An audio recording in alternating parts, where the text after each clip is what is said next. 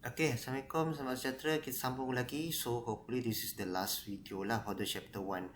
Okay, yang ini untuk yang kali ni adalah packaging contribution to society and economy. So, we're gonna look how the packaging will contribute to the society and economy lah. Okay, all production and manufacturing, plastic manufacturing, glass manufacturing, paper manufacturing, metal manufacturing, and advanced or new manufacturing benefited by including another sector. Okay, so maksudnya packaging ni tak kira apa industri lah. Contohnya plastic manufacturing ke, glass manufacturing ke, paper ke, metal ke, ini material-material untuk packaging dia akan memberi faedah kepada sektor lain lah. Okay, for example, advertising, design, advanced or new material development, and etc. Okay, remember, all organization goal is for profits. For profit, the product must be commercialized to local or world market. For consumer satisfaction, whether it's for individual, organization, country, or world satisfaction. Okay, so packaging change the social activities and economic trends. Okay, so maksudnya packaging mengubah aktiviti sosial dan trend ekonomi lah. Okay, so below is a list of several example how packaging can change human being lifestyle. Okay, so ada disenaraikan di sini macam mana packaging tu dia memberi impact kepada lifestyle hidup kita lah. Okay, so yang pertama simple life or minimalist. Okay, and then healthy.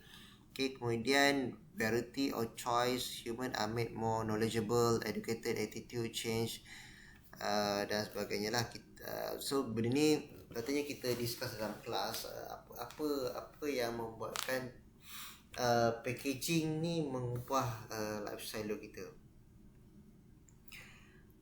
Okay, but is the society prepared to make the changes and pay the price? Okay, figure 1.7 and 1.8 show the relationship of packaging system development that are proportional to change in lifestyle. Okay, so ini adalah graph show that in 2002 695 million ready meals were consumed in the UK. This nearly double the number of ready meals consumed in 1994. So means that dekat UK pada tahun 1994 penggunaan ready meals maksudnya mungkin makanan-makanan packaging dia meningkat pada tahun 2000. Dia semakin meningkat lah sehingga tahun 2005 kat mana-mana pun saya rasa sama je trend dia.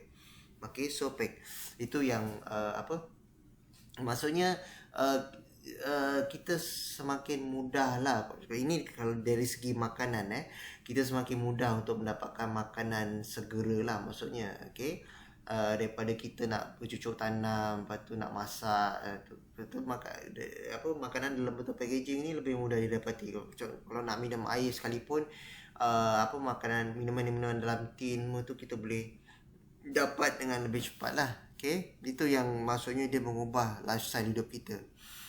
Okay, mungkin tapi seiring dengan perubahan tu hidup manusia ni dia semakin majulah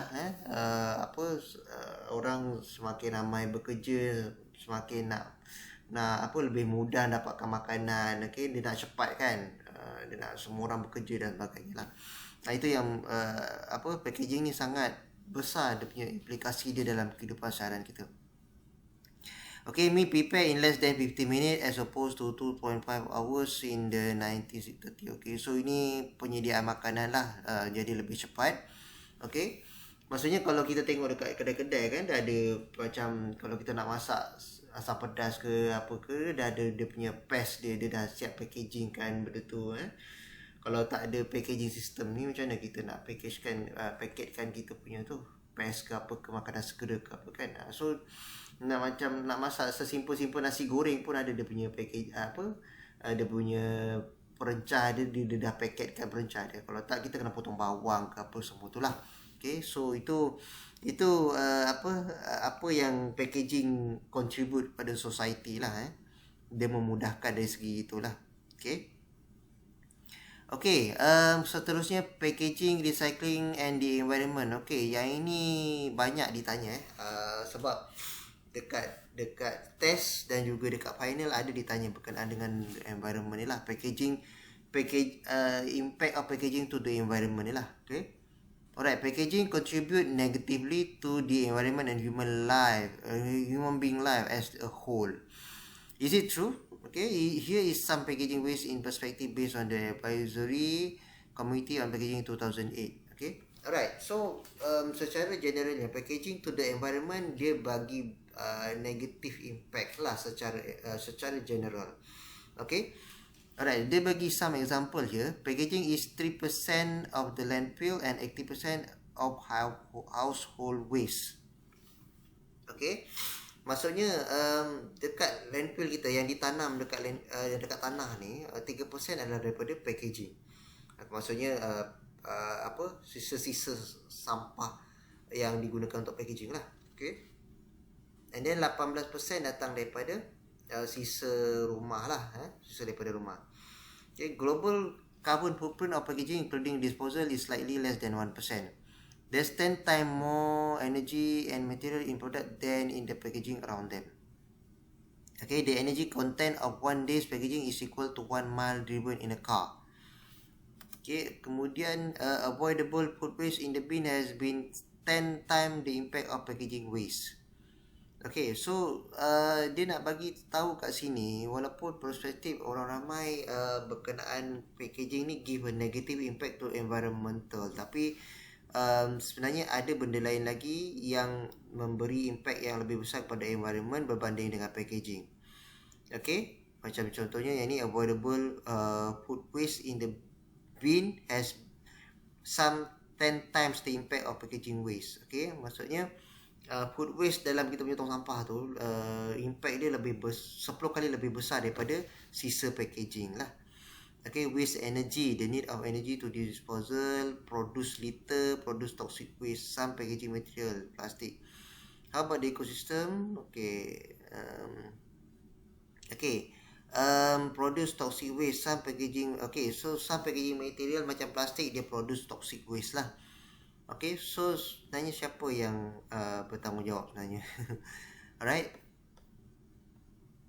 Okay, so seterusnya several consideration when selecting material in package system. Okay, so ini mungkin penyelesaian lah how to reduce the impact of packaging to the environment lah. Okay, so nanti dalam test and the final dia akan tanya macam mana awak nak reduce the impact of packaging to the environment lah. So dia ada bagi a few consideration here how we can reduce the impact tu. So yang pertama, material should be homogeneous. Kemudian yang kedua, environmental friendly, no chemical reaction. Lepas tu dia recyclable, dia boleh di recycle macam kertas. Sekarang kebanyakan kedai yang ada kesedaran ni dia ganti plastik dengan kertas sebab kertas boleh recyclable, and then dia boleh dilupuskan lah.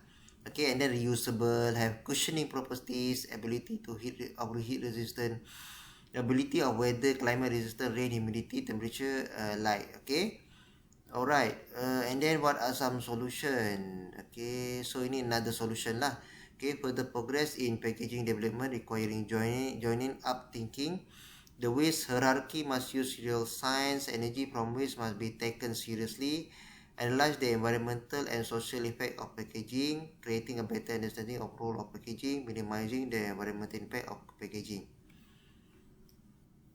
Okay, and then next one, packaging global regulations, some packaging issues worldwide. Okay, global market, natural resource, solid waste, regulation, standardization, quality, education customer, food shortage, health problem. Okay, ini isu-isu yang berkaitan packaging lah secara global, secara worldwide. Dia berkaitan global market, natural resource. Okay, Okay, natural resource ni apa resource yang lebih semula jadi yang kita boleh jadikan material untuk packaging, and then solid waste, waste yang dihasilkan oleh packaging tu, and then ada tak regulation, standardization, okay, food shortage, health problem, ni dan sebagainya. Ini isu-isu yang kita kena tackle lah berkaitan dengan packaging ni secara global. Okay, packaging regulation depend on type of product, type of packaging. Okay, so kalau kita tengok pula berkenaan dengan packaging regulation ni, peraturan-peraturan packaging ni, so kita boleh tengok pada dua perkara, iaitu type of product dan juga type of packaging. Okay, regulation are first published in the Federal Register. Some packaging related country regulation depend on government requirement according the law, act and so on. Several institutions and professional bodies are involved in regulating packaging. Okay, so ini ada ditanya dalam test several institutions and professional bodies. Siapa yang terlibat dengan badan-badan yang terlibat untuk menggariskan panduan berkenaan dengan packaging ni lah. Okay. Yang pertama, Packaging Council of Malaysia, PACMA, and then Malaysia Standard, SIRIM, Food and Drug Administration, FDA, okay, regulation related of food and beverage, drug chemistry, medical device, biological product, animal food. Kemudian kita ada Department of Agriculture, USDA. Okay, so ini just hafal je lah. Okay, kalau ditanya, hopefully awak boleh list out kan at least 5 organizations ke macam tu. Alright. Okay, several magazine and journal are published. Okay, so ini boleh baca sendiri. Okay, so saya rasa itu sahaja untuk chapter 1. Kita dah selesai untuk chapter 1. So nanti mungkin ada sebab dalam video ni tak banyak yang saya boleh ceritakan. Saya kena explain dengan secara ringkas. Mungkin saya akan bagi explanation yang lebih detail masa dalam kelas face to face lah. Okay, mungkin tips and tricks jugalah untuk menjawab test dan juga final. Okay, so saya akan detail outkan lagi mana part-part yang saya tak detailkan dalam video, saya akan detailkan dalam kelas lah. Okay, mana yang saya tak sempat detailkan dalam video. Okay, saya akan detailkan little bit dalam kelas. So mungkin dia boleh jadi tips lah and tricks lah untuk awak menjawab soalan test dan juga final. Okay, setakat itu dulu. Nanti kita akan sambung video kita untuk chapter yang kedua. Okay, terima kasih semua.